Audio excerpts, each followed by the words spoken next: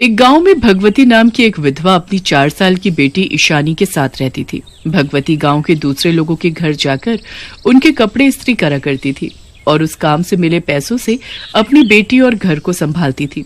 एक दिन जब भगवती अपनी बेटी के साथ एक दुकान के सामने से गुजर रही थी, तभी उसकी बेटी कुछ खाने के लिए जिद करने लगती है। माँ, मुझे वो चीज चाहिए।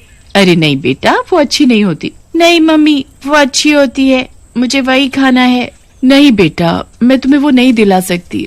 नहीं माँ, प्लीज मुझे वही चाहिए।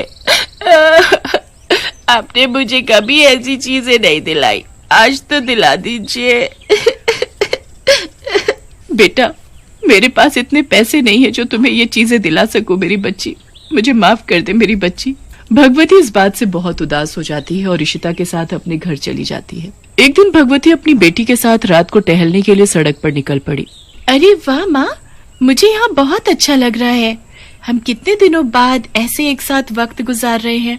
हाँ बेटा, मुझे भी बहुत अच्छा लग रहा है यहाँ आकर, वरना तो मेरे पति के जाने के बाद जैसे मेरी सारी खुशियाँ ही चली गई हो। अरे माँ देखो, यहाँ तो ठंडी हवाएं चल रही हैं। हाँ बेटा, मुझे बहुत खुशी हो रही है तुम्हें खुश देखकर। भगवती और इशिता यूं ही सड़क पर टहल ही रहे थे कि तभी पीछे से एक गाड़ी बड़ी तेजी से आती है और भगवती को टक्कर मारकर चली जाती है। भगवती जब गिरती है, उसका सिर किसी पैनी चीज से जाकर लग जाता है और जमीन पर गिरकर मर जाती है। इशिता अपनी माँ को खून से लथपथ देखकर जोर जोर से रोने लगती है, पर रात के समय वहाँ कोई नहीं होता, इसलिए वहाँ कोई उसकी मदद करने नहीं आता। भगवती मरने के बाद एक चुड़ैल बन जाती है।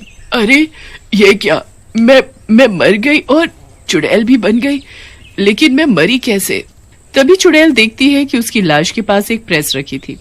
हाँ, हो ना हो मेरी मौत इसी प्रेस से ही हुई है। तभी उस चुड़ैल की नजर अपनी बेटी पर जाती है जो उसकी लाश के साथ बैठकर जोर जोर से रो रही होती है। हाय मेरी बच्ची, मेरी बच्ची, अब मेरी बच्ची का क्या होगा? उसे कौन संभालेगा? अब क्या करूं मैं? जैसे ही चुड़ैल अपनी बच्ची को अपनी गोद में लेने की कोशिश करती है तो वो उसे गोद में नहीं ले पाती, क्योंकि अब वो एक आत्मा बन चुकी है। हे भगवान, मैं तो अपनी बच्ची को गोद में भी नहीं ले सकती, अब मैं कैसे संभालूंगी अपनी बेटी को? तभी चुड़ैल के पास दूसरी चुड़ैल उसे रोते हुए देख कर आती है। अरे तुम यहाँ खड़ी रो क्यों रही हो? क्या हुआ है? मेरी टक्कर किसी गाड़ी से हो गई थी और एक प्रेस से मेरा सर लग गया और मैं मर गई। अब मेरी बेटी को कौन संभालेगा? मेरी बेटी यहाँ रो रही है और मैं उसे गोद में भी नहीं ले सकती। वैसे आप कौन है? मैं चुड़ैलों की दुनिया की चुड़ैल रानी हूँ और अब मैं तुम्हें लेने आई हूँ। तुम्हें मेरे साथ चलना होगा चुड़ैल की दुनिया में।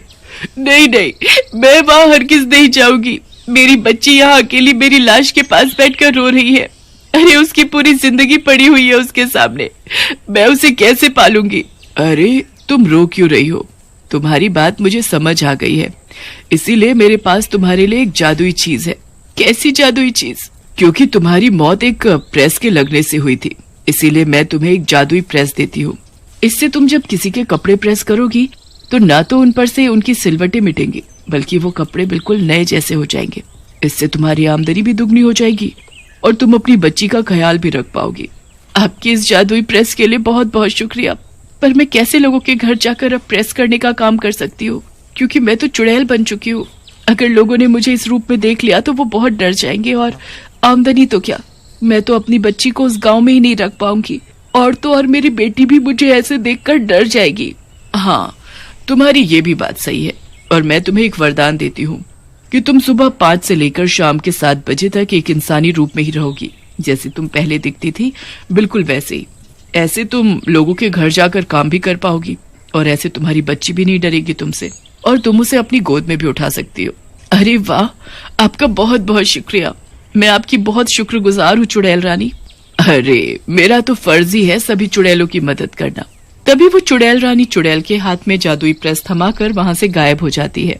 अरे वाह, अब मैं अपनी बच्ची को पाल पाऊंगी। तभी उसकी बेटी उसका डरावना चेहरा देखकर जोर जोर से रोने लगती है। अरे मेरी बच्ची, ये मैं हूँ, तेरी माँ। तू अपनी माँ से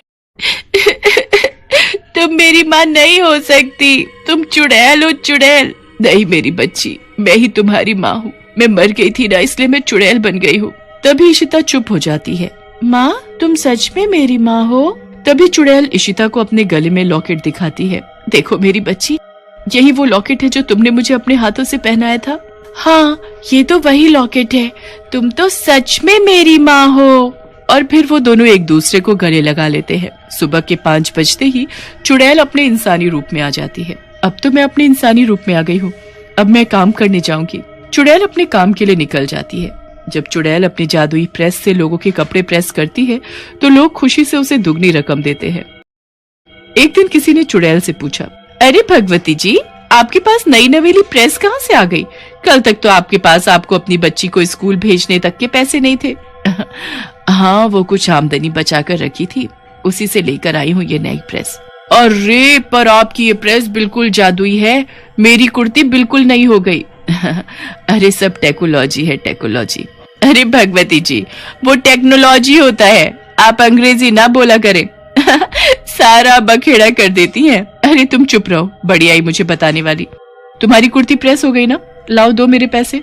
हाँ हाँ, ये लो अपने पैसे। चुड़ैल 7 बजे के बाद जल्दी से अपने घर चली जाती है और फिर से अपने डरावनी चुड़ैल रूप में आ जाती है। चुड़ैल के पास अब इतनी आमदनी इकट्ठा हो चुकी थी कि वो अपनी बेटी इशिता को स्कूल भेज सके। अब इशिता रोज अपने स्कूल जाया करती थी और वो पढ़ाई लिखाई में भी बहुत अच्छी थी। ऐसा सब कुछ कई साल तक चला और अब इशिता भी 15 साल की हो चुकी थी। एक दिन एक चोर की नजर चुड़ैल की जादुई प्रेस पर पड़ जाती है। अरे वाह, ये तो बड़ी सही प्रेस है। अगर इसको बेच के आऊंगा तो बहुत सही पैसे मिलेंगे। इसको तो आज रात को ही गायब करूंगा। जब रात को चुड़ैल अपने घर में अपनी बेटी को सुलाने के बाद सो रही होती है, तभी वो चोर उसके घर आ टपकता है। अरे वाह, घर तक तो पहुंच गया हूँ। अब मैं जरा वो प्रेस चुरा लूं। चोर जब चुपके से घर में प्रेस ढूंढ रहा होता है, तभी गलती से उससे कुछ सामान गिर जाता है। आवाज सुनकर चुड़ैल उठ जाती है। अरे कौन है यहाँ? चोर जैसी चुड़ैल को देखता है तो वो बहुत डर जाता है। अरे चुड़ैल, अब मैं पूरे गांव को बताऊंगा कि हमारे गांव में एक चुड़ैल रह रही है। अच्छा, कैसे बताएगा तू? मैं तुझे बताने ही नहीं दूंगी, मैं तुझे मार दूंगी। तभी चुड़ैल अपनी जादुई प्रेस उठाती है और चोर को जलाकर मार देती है और उसकी जली हुई लाश को गांव में फेंक आती है। जब सुबह सब लोग चोर की लाश को देखते हैं तो बहुत डर जाते हैं। अरे ये तो उस चोर की लाश है जो एक दिन मेरे घर में चोरी करने आया था और मैंने इसे रंगे हाथों पकड़ लिया था। हाँ। अरे हाँ, ये तो वही है। तभी किसी गांव वाले की नजर चोर की लाश पर बने हुए एक प्रेस के जले हुए निशान पर जाती है। अरे ये तो प्रेस का निशान है, यानी इसको उस इंसान ने मारा है जिसके पास प्रेस है। हमारे गांव में तो एक ही प्रेस वाली है, वो है भगवती जी। हाँ, मुझे भी यही लग रहा है। चलो सब उनके घर चलते हैं। ओहो, इस वक्त तो वो अपने काम पर होती हैं। हम सब शाम को ही जाते हैं। जब शाम को 7 बज जाते हैं तभी वो चुड़ैल अपने इंसानी रूप में नहीं बल्कि अपने चुड़ैल रूप में होती है। जैसे गांव वाले उसको देखते हैं तो वो बहुत डर जाते हैं। नहीं गांव वालों, मैं तुमको कुछ नुकसान नहीं पहुंचाऊंगी। अरे ये क्या, तुम भगवती जी के घर क्या कर रही हो? रुको, मैं अभी किसी तांत्रिक को बुलाता हूँ। अरे नहीं, मैं तुम लोगों को सब सच बताती हूँ। तुम लोग किसी तांत्रिक को मत बुलाओ, मैं भगवती ही हूँ और मुझे किसी गाड़ी ने टक्कर मार दी थी जिससे मेरा सर नीचे रखे प्रेस से जाकर लग गया और मैं मर गई। फिर मैं चुड़ैल बन गई। चुड़ैल सब कुछ गांव वालों को बता देती है। अच्छा, तो ये बात है, फिर अब क्या होगा? अब मैं तब तक यहाँ से नहीं जाऊंगी जब तक मेरी बेटी अपने पैरों पर खड़ी नहीं हो जाती। मैं तब तक यहाँ रहकर उसे पालूंगी। गांव वालों को चुड़ैल की ये बात अच्छी लगती है और वो उसे वहीं पर रहने देते हैं। कुछ सालों बाद जैसे ही इशिता अपने पैरों पर खड़ी हो जाती है, चुड़ैल वहाँ से हमेशा के लिए गायब हो जाती है।